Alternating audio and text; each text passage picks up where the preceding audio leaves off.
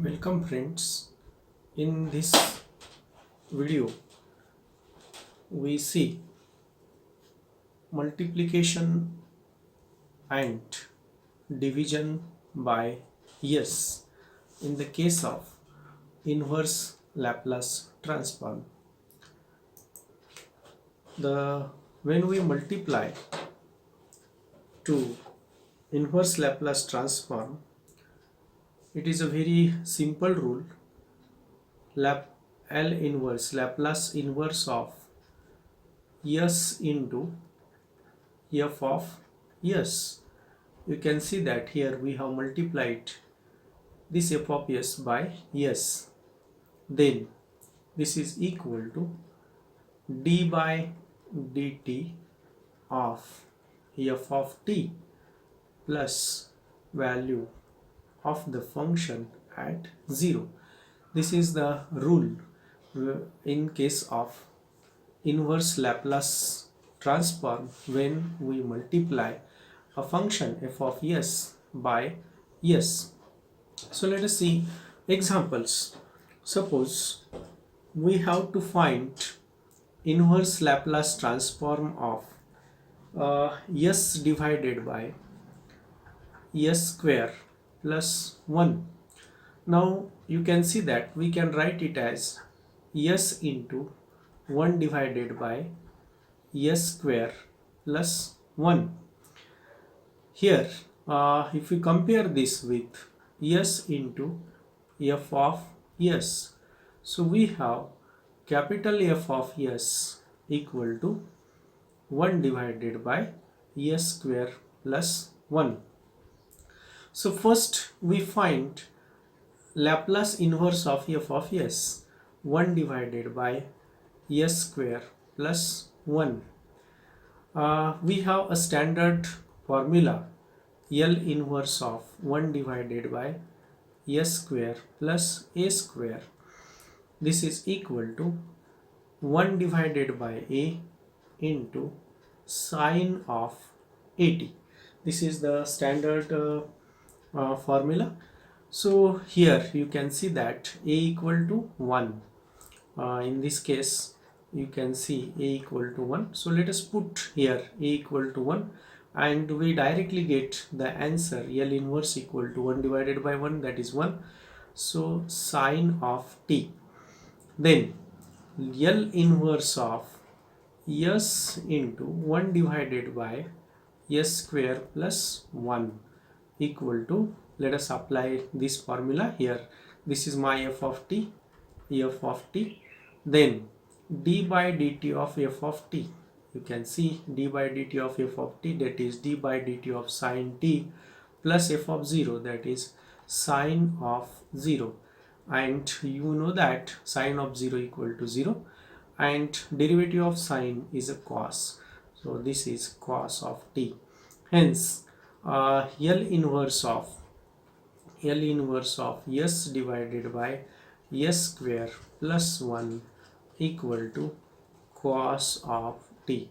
We have already known this is again a standard formula of cos of 80, but by using the Laplace inverse transform you have seen how we have calculated the value of cos of t. Let us see one more example. Let's find the L inverse of s divided by 4s square minus 25. So we write it as a s into 1 divided by 4s square minus 25. Then if we compare this, we have capital F of s equal to 1 divided by 4s square minus 25. Now let us simplify this. We will write it as 1 by 4 and 1 divided by s square minus 25 divided by 4. Now it is in the appropriate form, that is L inverse of 1 divided by s square minus a square, and standard formula for this L divided by this is 1 divided by a into sine h at. So you can see what is the value of a. A is equal to, we have here a equal to 5 divided by 2, and hence let us write it as, therefore L inverse of 1 divided by 4 s square minus 25 is equal to this 1 divided by 4 into L inverse of 1 divided by s square minus 25 divided by 4. Now apply the standard formula. So this is 1 divided by 4 into 1 by a, that is 5 divided by 2 into sine h of a, 5 divided by 2 into t. Now this is 2 to cancel, and we get 1 divided by 10 into sine h of 5 by 2 into t.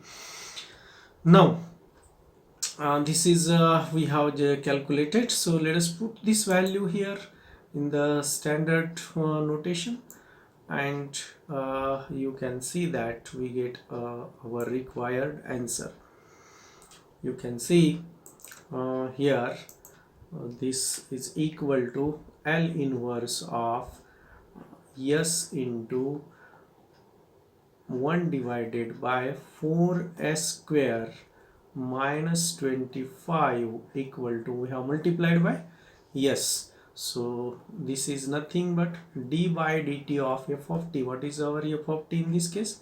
1 divided by 10 into sine h 5 by 2 into t plus f of 0. So 1 divided by 10 into sine h hyperbolic of 0.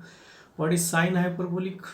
Sine h at equal to e raised to at minus e raised to minus at divided by 2.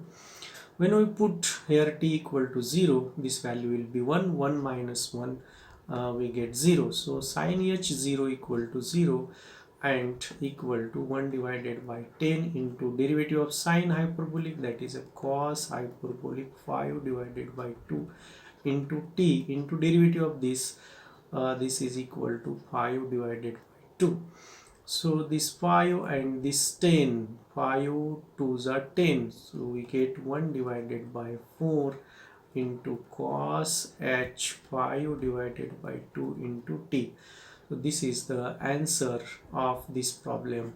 So friend, by using the inverse Laplace transform, when it is multiplied by s, we can easily calculate by using this formula how the inverse Laplace transform of s into f of s. Now let us see, when we divide this f of s by s, so we have another formula for division. L inverse of f of s divided by s. So you have noted that when we have multiplied by s, we have taken a derivative, and here we are dividing, therefore here we take we integrate this, and hence this is equal to integration 0 to t L inverse of f of t into dt, or f of x into dx, as it is a definite integral, so it is a irrespective f of s, L inverse of f of s, f of s into dt. Okay, so this is equal to here integration 0 to t, and L inverse of f of s is nothing but f of t into dt.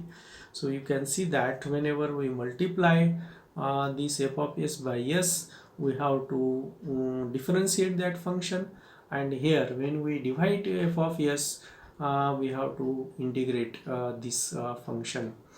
So see examples. Let us see example. Let us find 1 divided by s into s plus a. Very simple example. So whenever we compare this with f of s, we get f of s equal to 1 divided by s plus a, and L inverse of 1 divided by s plus a, we have a standard notation e raised to minus at. Then this is equal to, let us find L inverse of 1 divided by s, and what is f of s? F of s is 1 divided by s plus a. So we are dividing, therefore we have to integrate this. Integration 0 to t into, what is the L inverse? F of t? F of t is e raised to minus at into dt equal to, let us integrate this, e raised to minus at divided by minus a between the limit 0 to t.